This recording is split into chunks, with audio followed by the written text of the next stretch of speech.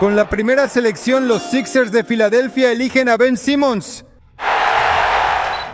No hay una generación del draft en la historia moderna tan confusa como la de 2016, porque por un lado parecía que muchos de ellos iban a tener carreras largas y muy impactantes. Tenías a Ben Simmons logrando casi triples dobles, siendo seleccionado 3 veces seguidas al All-Star y 2 veces consecutivas al primer equipo defensivo, todo antes de los 24 años, pero luego se vino abajo más rápido de lo que cualquiera podría imaginar.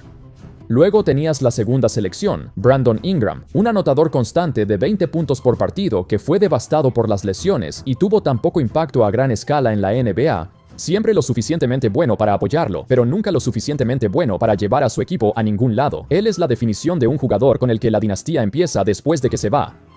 Quizás sea Jaylen Brown quien probablemente termine siendo el mejor jugador de esta generación. Bueno, según algunos análisis, algunas personas se opondrían a esa afirmación.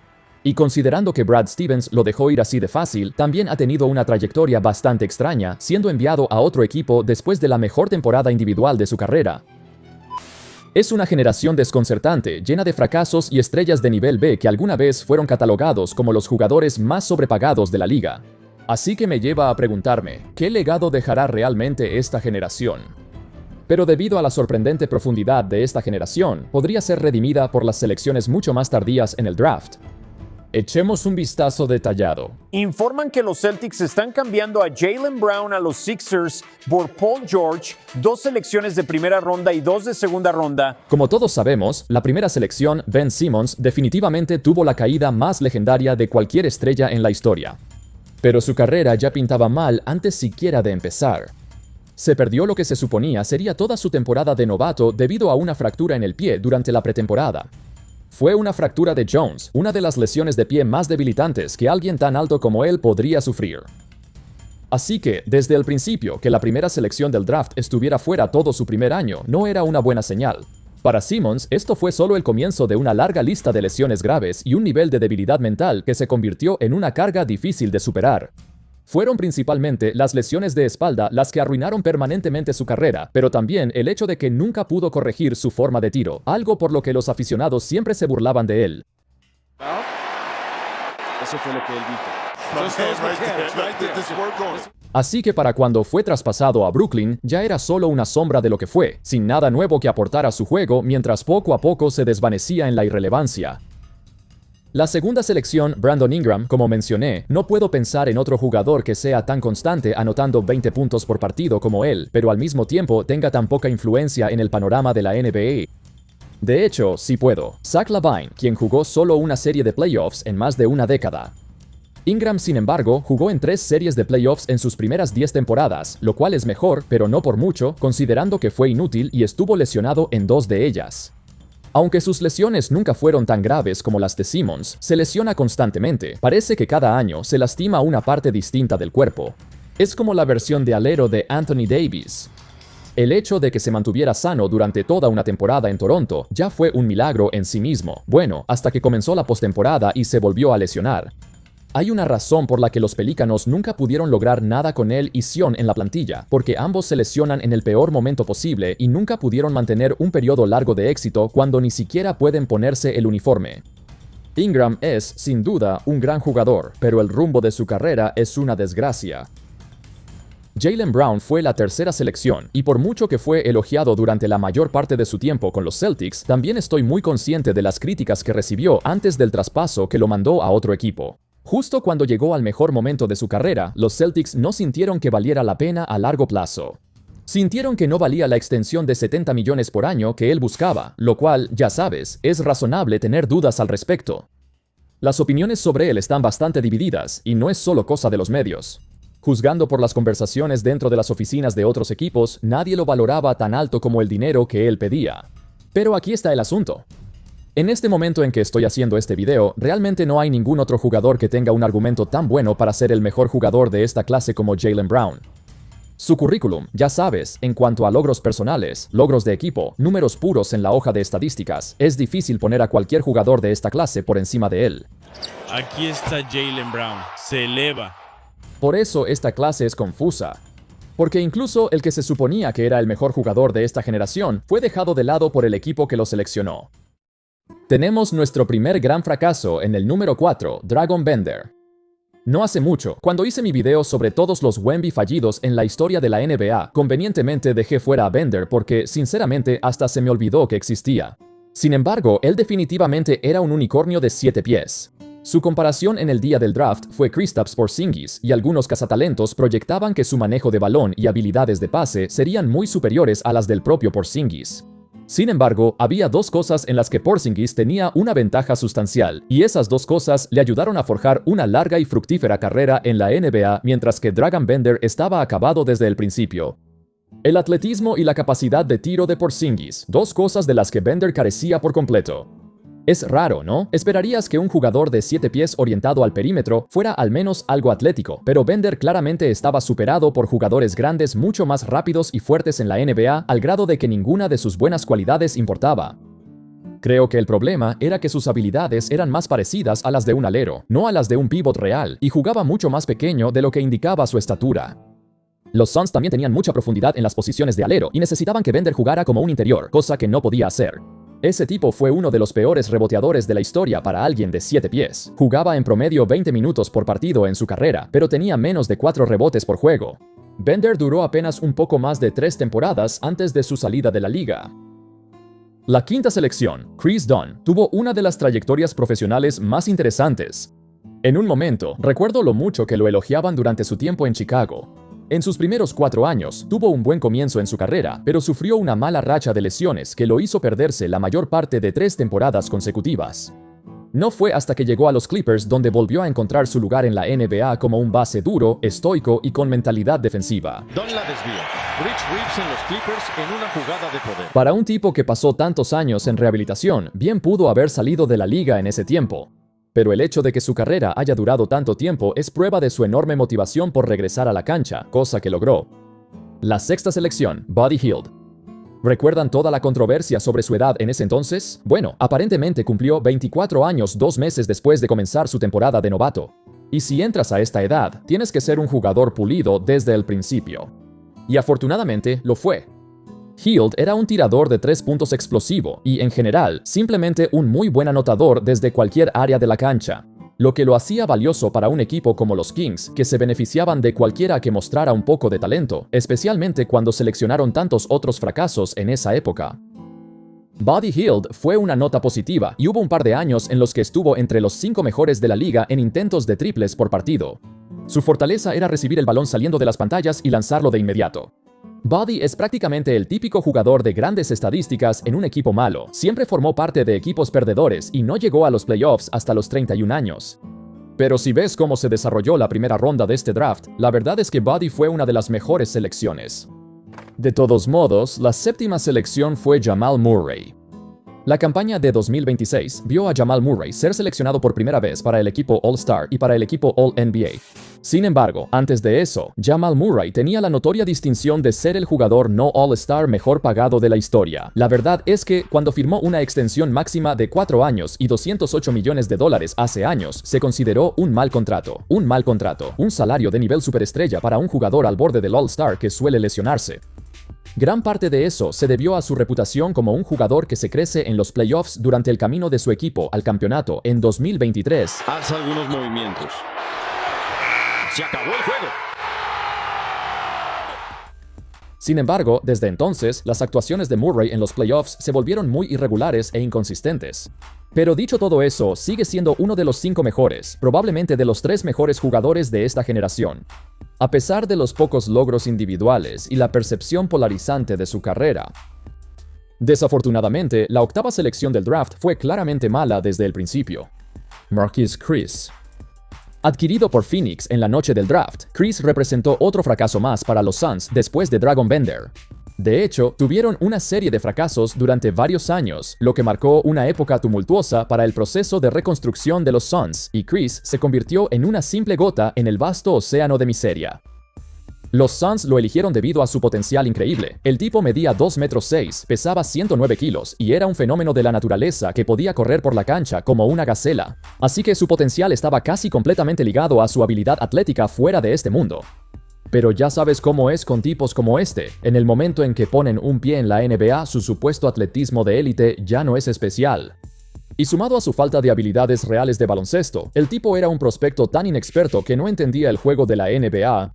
Los Suns renunciaron a él después de 2 años y el resto de la liga estuvo de acuerdo con su evaluación. Salió de la NBA a los 24 años. Los Suns básicamente obtuvieron 2 grandes fracasos de esta generación. La 9ª selección, Jakob Poeltl, uno de los mejores picks de lotería, y alcanzó su mejor nivel más tarde en su carrera cuando se unió a los San Antonio Spurs. Poeltl es un jugador único. Es raro encontrar a un auténtico jugador de 7 pies que haya construido su carrera gracias a su esfuerzo y energía. Este tipo de jugadores normalmente terminan en la banca, pero él fue un titular fijo durante muchos años. Sin embargo, cuando firmó una extensión de 4 años por $100 millones, esto debió haber sido un buen trato para un centro de nivel titular, pero las habilidades de Poeltl eran bastante limitadas. Fue un contrato optimista para un jugador de su calibre. Con la 10ª selección, el Granton Maker. Puede que nunca haya un jugador con un recorrido en la NBA tan único como Maker, pero es su intrigante repertorio de habilidades lo que realmente lo convirtió en una maravilla como prospecto. Siendo un tipo larguirucho de más de 2 metros y basando todo su juego en jugar de frente desde el perímetro, mientras al mismo tiempo era una gran amenaza defensiva, se suponía que iba a desarrollarse en un jugador similar a Kristaps Porzingis. Sin embargo, incluso para sus propios estándares, Maker era increíblemente débil y evitaba el contacto como a la peste. El tipo no tenía idea de cómo jugar en la pintura en absoluto, y esas habilidades en el perímetro se volvieron inútiles cuando sus dribles llamativos no eran prácticos en el nivel de la NBA. Los Bucks se dieron cuenta de eso bastante rápido, y para cuando tenía 23 años ya estaba fuera. La 11ª selección, Domantas Sabonis. Puede que reciba algunas críticas por mi opinión sobre Sabonis, pero la cosa es esta. Es un gran jugador, pero nunca he visto a un jugador cuyo impacto en el juego se vea mucho peor que sus números reales en la hoja de estadísticas. O sea, si solo ves sus números, son una locura. El tipo lideró la liga en rebotes varias veces, anotó de manera muy eficiente y acumuló asistencias como loco, llegando casi a promediar triple-doble. Sabonis con ritmo, pasa el balón entre defensas. La gente solía llamarlo el mini Jokic.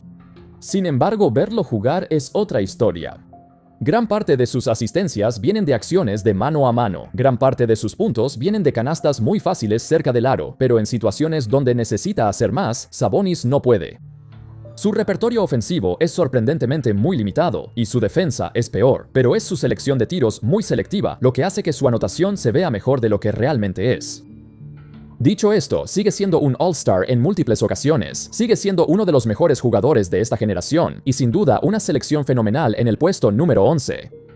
La selección número 12, sin embargo, no fue una gran estrella, sino un jugador de rol dedicado. Taurean Prince fue básicamente seleccionado con la intención de ser un jugador de apoyo para los Hawks.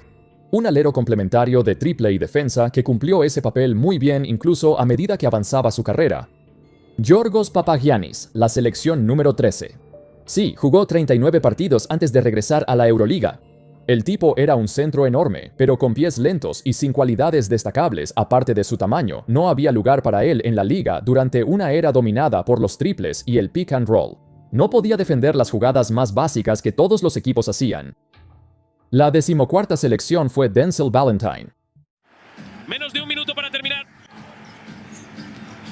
¡No! ¡Dios mío, Valentine! ¡No! ¡No! ¡Ese no es el tiro!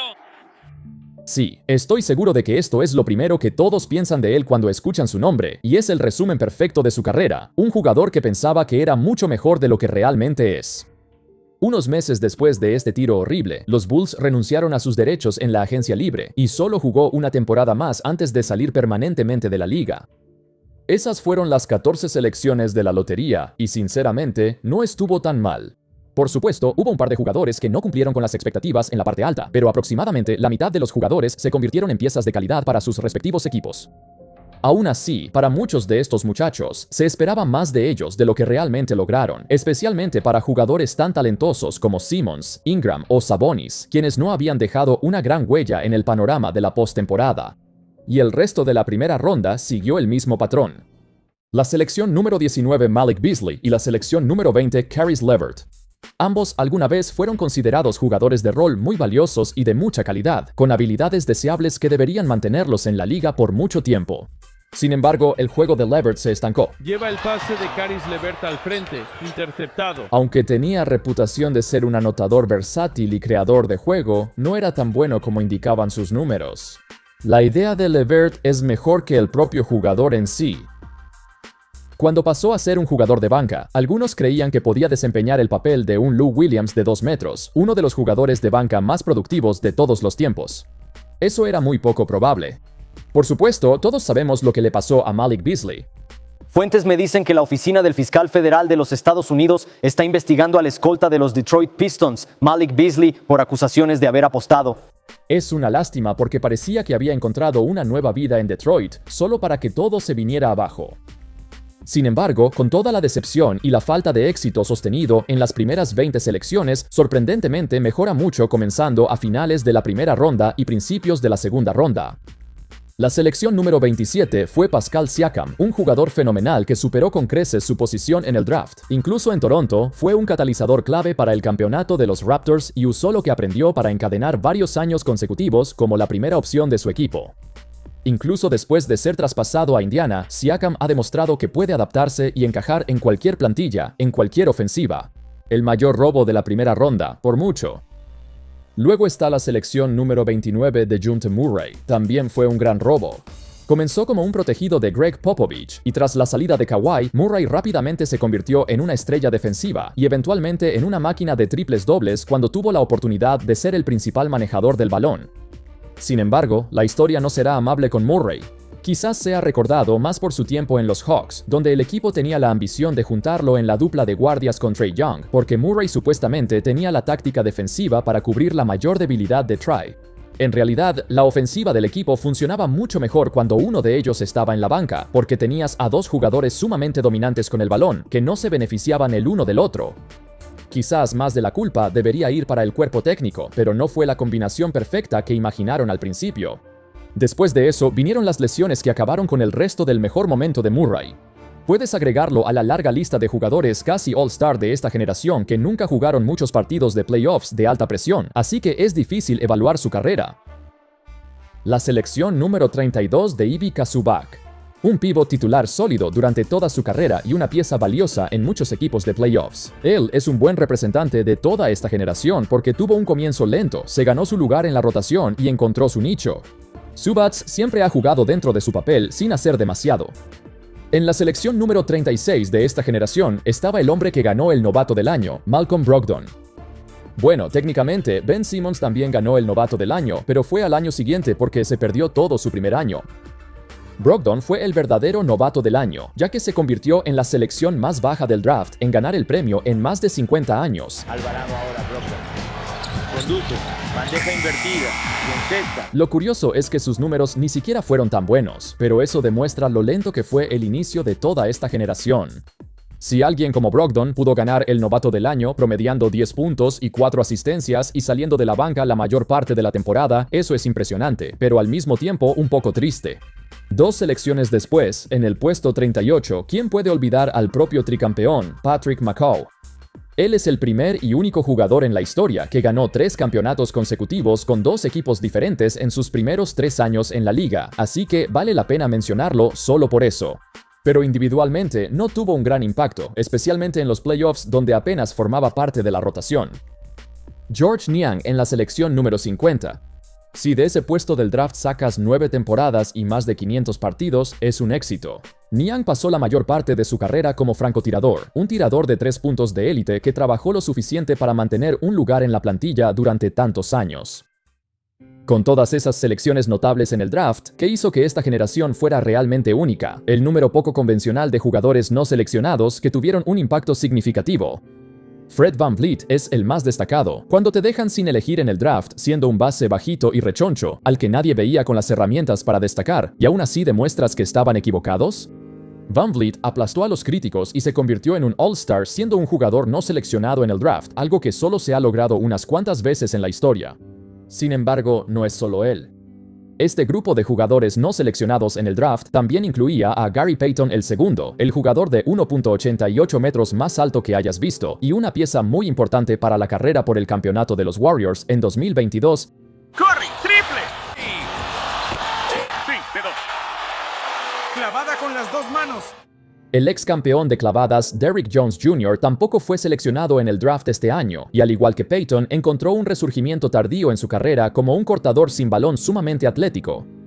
Bryn Forbes fue más conocido por su tiempo en los Spurs como un jugador clave durante la era de DeMar DeRozan, pero también tuvo un papel en el campeonato de Milwaukee en 2021.